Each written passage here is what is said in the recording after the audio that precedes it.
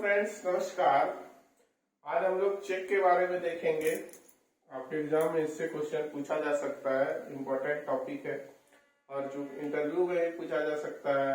अगर आप cash officer के रूप में काम कर रहे हैं, रिलेशनशिप मैनेजर के रूप में काम कर रहे हैं, फ्रंट काउंटर पर बैठ रहे हैं, तो चेक से क्वेश्चन तो बन सकता है।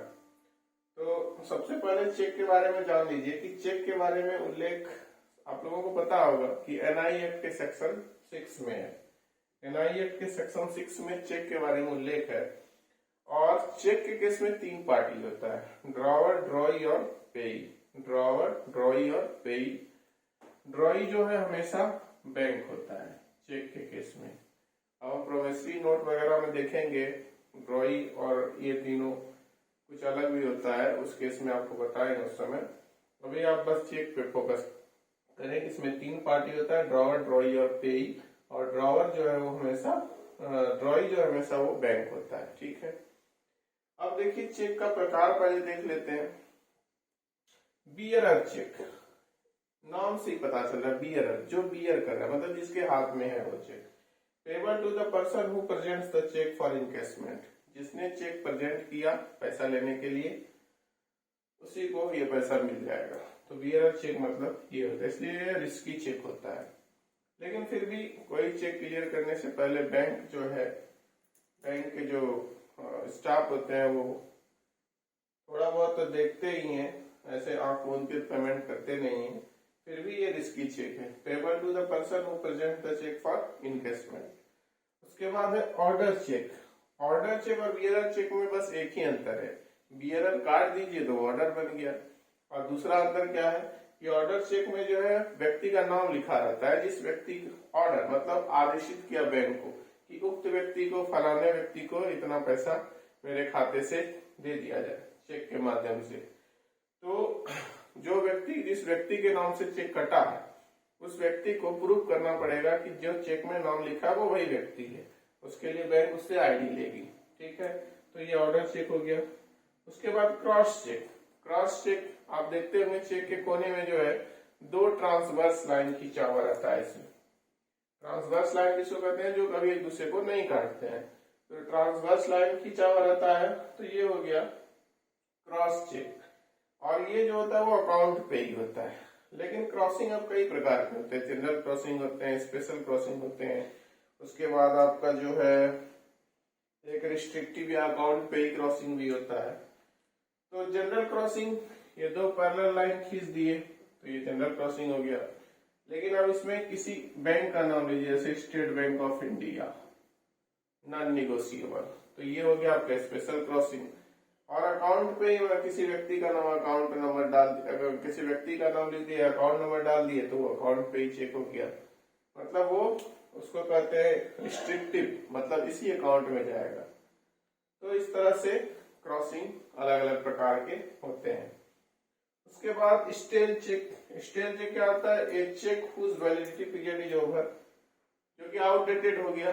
मतलब चेक किसी ने आपको इशू किया, आपने 3 महीना तक बैंक में जो है 3 महीने तक प्रेजेंट नहीं किया, उसके बाद प्रेजेंट करने गए तो वो आउटडेटेड हो गया। तो ये आपका स्टेल चेक हो गया।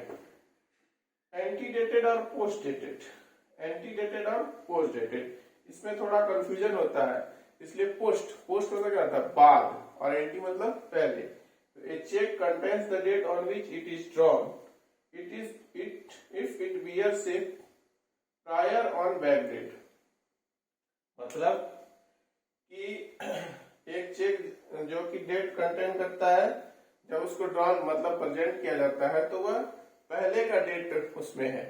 मतलब आज हम चेक प्रेजेंट करने जा रहे हैं लेकिन डेट पहले का था, हमको पहले ही प्रेजेंट करना था, तो हो गया एंटीडेटेड। और post dated cheque bearing the date later than the date on which it is drawn.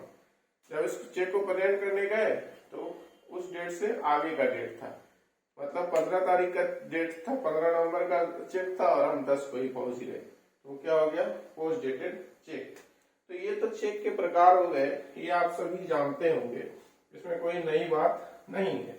लेकिन इसमें कुछ और चीजें जो कि आपको जानना जरूरी है एग्जाम की दृष्टि से, उसको देख लेते हैं।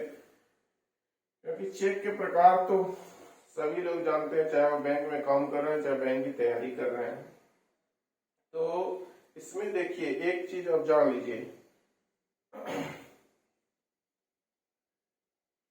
अगर चेक प्रेजेंट किया जाता है, एक चेक प्रेजेंट किया जा रहा है और बैंक को ये नोटिस मिल गया कि उक्त व्यक्ति जो है मृतक है, मतलब मर गए हैं, उनका डेथ हो गया है, तो फिर उस चेक पर पेमेंट बैंक नहीं करेगी, पहली बात। दूसरी बात, अगर कोई कंपनी का चेक है, ठीक है, ऑर्डर चेक है, और जो कंपनी का जो मतलब ऑथराइज सिग्नेचर था या जो मालिक था जिसने भी वो चेक इशू किया था, वो उनकी मृत्यु हो गई, तो उस केस में उस चेक का पेमेंट होगा, उस चेक का पेमेंट जो है वो किया जाएगा। ये जो है चेक का ये नियम होता है कि a check drawn by the director of a company can be paid even after his her death if it is otherwise in order। Order cheque होना चाहिए तभी वो पेड होगा, मतलब किसी के नाम से डायरेक्टर ने चेक काट दिया और उनकी मृत्यु हो गई, तो वो पैसा जो है उस व्यक्ति को मिलेगा, मतलब वो चेक क्लियर करवा सकता है। उसके बाद आपका जो है एक चीज है, अगर किसी पार्टनरशिप फर्म का चेक होगा, अगर किसी पार्टनरशिप फर्म का चेक होगा और कोई पार्टनर जो है अपने इंडिविजुअल खाते में उसको जो है उस चेक को क्लियर करा के उस पैसे को अपने इंडिविजुअल खाते में डालना चाहता है, तो वो बैंक नहीं करेगी, ठीक है। साफ शब्दों में, a cheque payable to a partnership firm should not be accepted for credit of a private और personal account of a partner without the consent of the other partner. जब तक कि पार्टनरशिप फर्म का अगर चेक है और कोई partner अपने पर्सनल अकाउंट में उस चेक का पैसा लेना चाहता है, तो तब तक ये चेक का पैसा उस इंडिविजुअल पार्टनर के खाते में नहीं जाएगा जब तक कि सारे पार्टनरों का कंसेंट बैंक को नहीं मिल जाता है। तो ये कुछ बातें थी चेक के बारे में।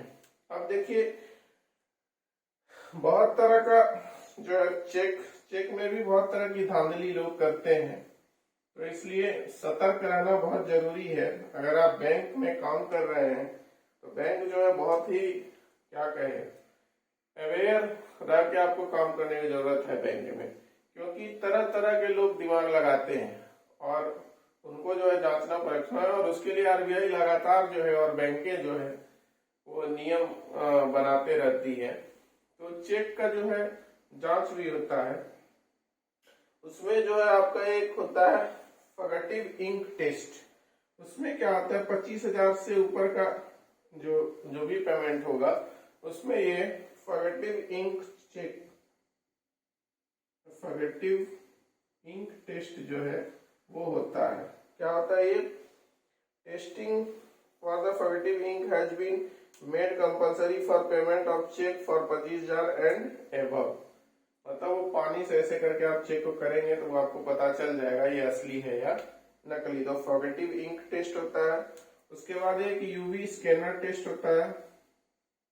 यूवी स्कैनर टेस्ट ये क्या होता है, when a check is put under ultraviolet lamp, the bank's logo and letter printed is visible in the background becomes visible. This testing is also mandatory for all check for 50,000 and above। 50,000 से ऊपर के check, सभी check के लिए यह जरूरी है UV scanning test, ठीक है। खाली आपको यहाँ पर नाम जानना है, क्योंकि मतलब अब बैंकों के लिए अलग अलग नियम हो सकता है। तो यूवी टेस्ट जो है वो जो है अल्ट्रावायलेट टेस्ट जो है क्या कहते हैं, उसमें बैंक का लोगो वगैरह दिखता है बैकग्राउंड में, अगर आप जो है चेक को देखेंगे तो उसमें रख के। और ये फॉगेटिव वाले में जो है आप उसका इंक देखते हैं वो इंक ओरिजिनल है कि नहीं है, ठीक है। तो ये सारी बातें हैं।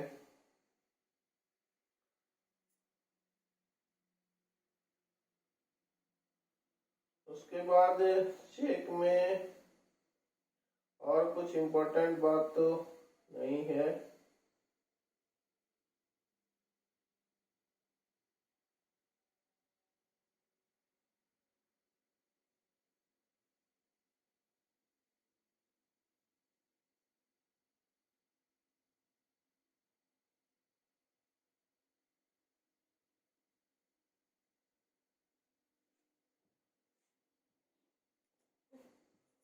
यही सारी बातें थी चेक के लिए। अब नेक्स्ट वीडियो में मैं नेक्स्ट टॉपिक लेकर के आपके सामने आता हूँ। तब तक के लिए धन्यवाद।